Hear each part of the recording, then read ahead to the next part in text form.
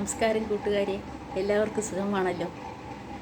നല്ല കാര്യങ്ങൾ വരുമ്പോൾ അത്യധികം ആഹ്ലാദിക്കുകയും അഹങ്കരിക്കാതെയും, അതുപോലെ തന്നെ ചെറിയ ചെറിയ ദുഃഖങ്ങൾ വരുമ്പോൾ അയ്യോ എൻ്റെ ജീവിതം പോയേ എന്ന് പറഞ്ഞിട്ടങ്ങ് മനസ്സുകൊണ്ട് വളരെ അധികം ഡിപ്രസ്ഡ് ആകാതെയും പോവുക.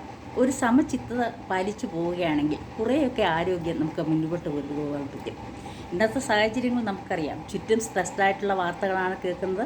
ആ നെഗറ്റീവ് വാർത്തകളൊക്കെ കഴിയുന്നത് കേൾക്കാതിരിക്കുക. കൂടുതലും ആൻസൈറ്റിയൊക്കെ ഉള്ള ആൾക്കാർ അങ്ങനെയുള്ള വാർത്തകൾ കേൾക്കാതിരിക്കുക.